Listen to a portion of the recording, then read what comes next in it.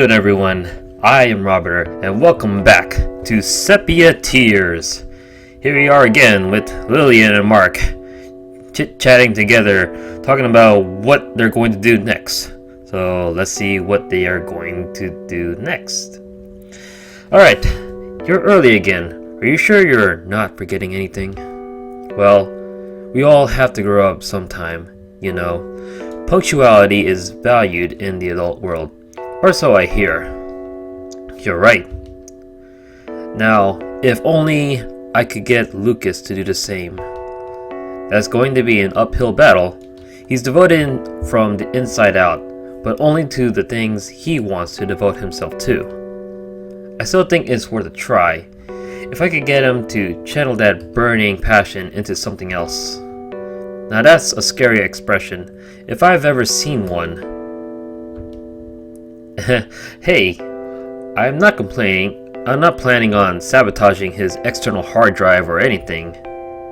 You know, I can't imagine what Lucas would be like without his unnecessary passion. I don't think even a destroyed hard drive could stop him. No, well, yes, I suppose you're right. You can destroy the man, but you can't destroy the idea. Well, it could be possibly if that man only had that idea to himself. Well, isn't that a little out of context? Well, maybe, but you know what I'm saying. Pardon the cliche, but it's part of what makes him who he is. You can say that even after everything I can say about Ren and Lucas. I wouldn't be friends with them if I didn't respect them. Whoopsie, what did I forget, I don't know what happened. Somehow I saved something. You wouldn't even be friends with your own sister? Well, I'd take care of her and do what I need to do. But that doesn't mean I'd really be friends with her, right? What? Don't look at me like that. I'm not cold-hearted. I just don't feel obligated to force our friendship. It kind of defeats the purpose of having friends in the first place, doesn't it?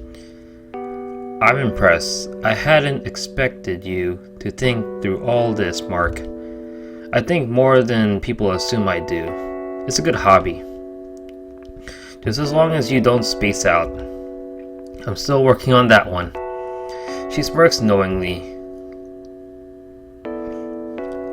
20 minutes later, we arrive at Lillian's house. I pass the commute by talking about the differences between the 2 ham sandwiches at the cafeteria. This is quite a nice neighborhood. You think so? Yeah, as far as neighborhoods go, it's not bad. Can't say I've thought about it. What? You mean you never designed a personal criteria for neighborhood judgment? I guess not.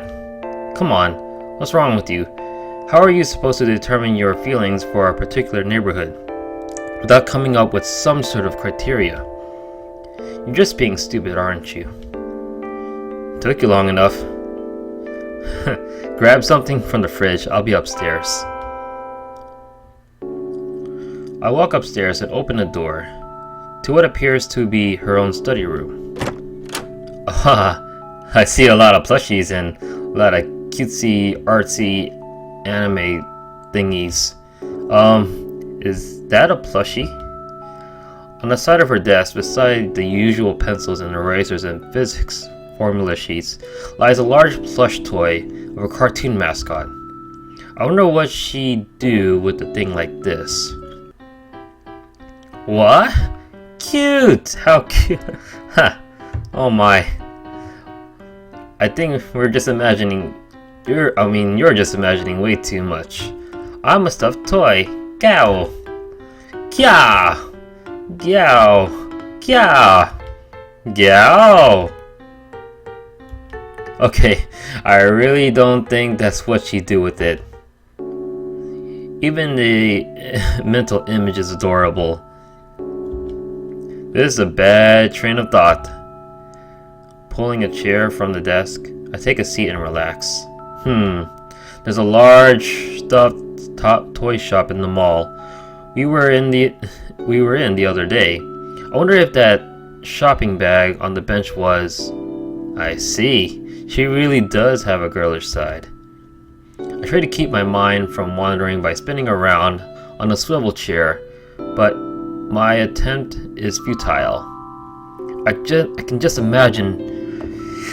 image her sitting on this chair alone at night, idly gazing at his plastic eyes, poking at his fluffy cheeks as she ponders the next next sentence to write, sighing as she takes off her glasses to relax. Oh, here we go again. Eh? This one's even softer and fluffier than the last one. I'm the softest and fluffiest of all the toys. What? I'm so lucky to have something this soft and fluffy in my room. Poke. Ugh. Poke. Ugh. Poke. Ugh. Okay, this is getting too much. I think that came out wrong. No, you think? Okay, this isn't working. Plan B. Here we go. Spin! Nothing happens. Ouch! Oh, you hurt yourself. My knee bumped into the side of the desk. Wait, that wasn't just the desk that I hit. It was the side of a drawer. And the drawer slid open. Uh-oh. Don't tell me what I think. Some undergarment, possibly?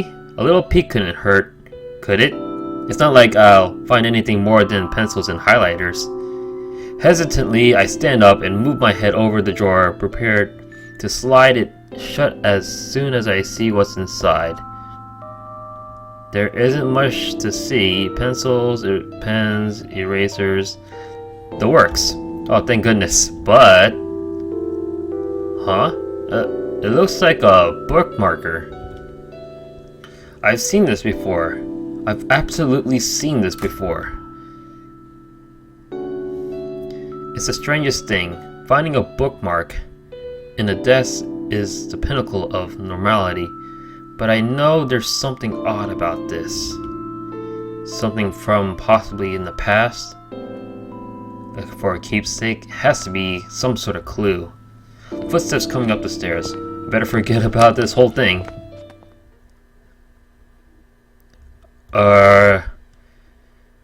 My fingers are sore from writing and my brain is sore from thinking.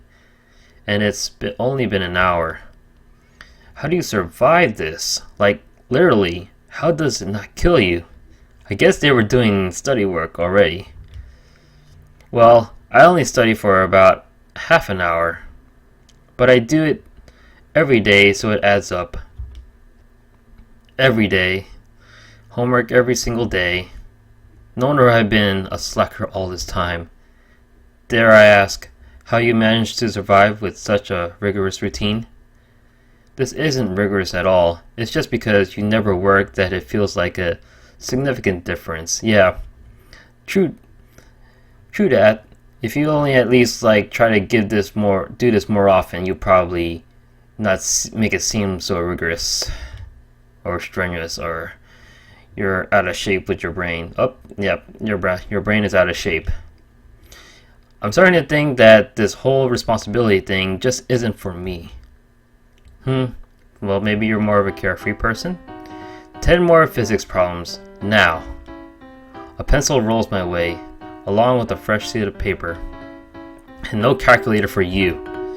No calculator? Is that even possible? Oh, I'm sure it can be done. Not that I've ever tried. Uh-oh.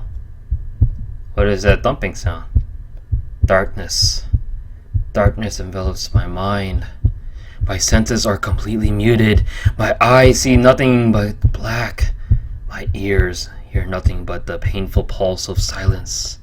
All I feel is continuous throb within the stillness of the air, repeating, hurting, aching, hurting, over and over like a red blindfold, blinding, pulsing, over and over, growing stronger, stronger, until I can't feel my feet, my hand, dissolving, Red, pulsing, red, pulsing, pulsing, pulsing, pulsing, pulsing, pulsing, pulsing, pulsing, pulsing, pulsing, pulsing, pulsing, pulsing, pulsing, pulse, pulse, pulse, pulse, pulse, pulse, pulse, pulse, pulse, PULSE. Mark? Whoa, how long was I out for? That expression makes me realize that I don't really want an answer. You look like you're about to die. I feel like I'm about to die. There's a novel lying on her lap, as if she only just put down what she was reading and noticed me. Well, you've done a lot today. I suppose it's alright if you stop now. It's alright. Don't you mean that I'll die if I try any harder? To be honest, I'm surprised you managed to get this much done. I'm proud of you. Thanks, Mom. Oh, is there anything wrong with being concerned about our friend's well-being in school? I think your level of devotion goes just a bit beyond concerned. You have a point. Would you like something to drink? Assuming that you don't have to rush home right away. Sure. Water is my first priority. Alright, I'll be back in a moment. No one's home right now, so you can head to the living room. I doubt you want to spend any more time in a cramped study. I'd be glad if you didn't see another study room for the next decade. We'll see how long that dream lasts.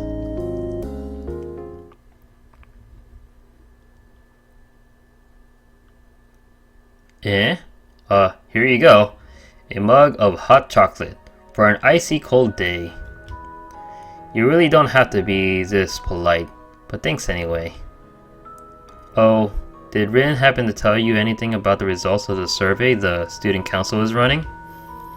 Nope, not a word. Should she have? Well, no, but she should have the results by now. And she should have a report completed on the results. It now makes sense. I'm sorry that my sister is such a slacker when it comes to extracurricular stuff. She usually gets like this at the end of the term.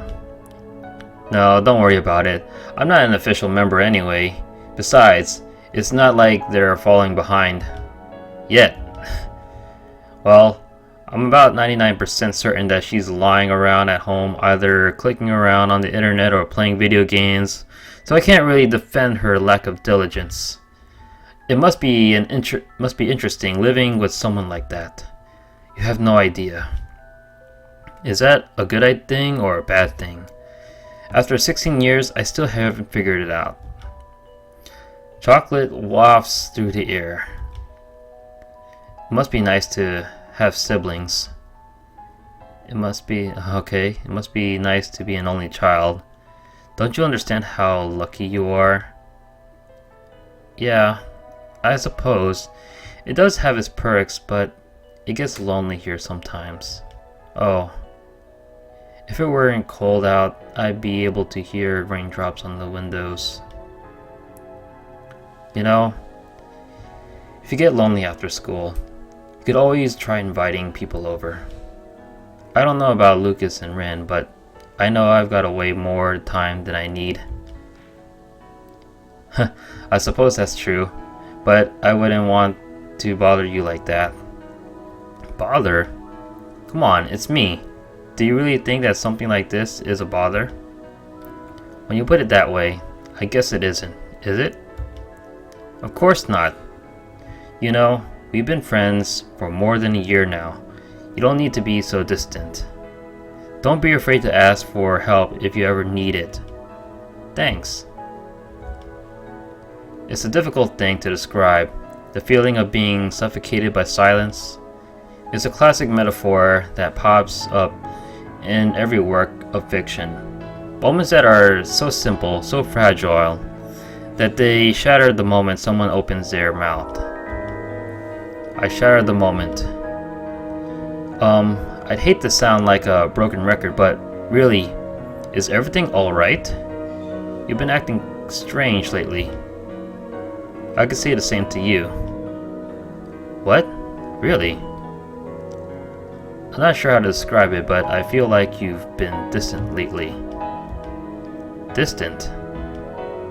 You know, like even though you're here right now, your mind is off somewhere else. Like you have more important and more urgent things to think about than the everyday happenings at school. Well, a lot has been going on lately. I can't really explain it. Well, I suppose it's been the same with me.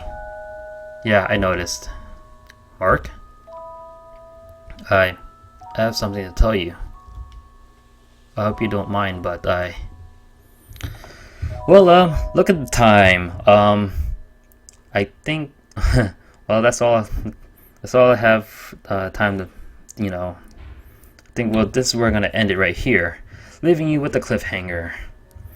Thank you all guys for watching. Please like, comment on this video if you want to say something, and subscribe to this channel. Robert right here. This is me, and I'll see you guys in the next video. Bye bye.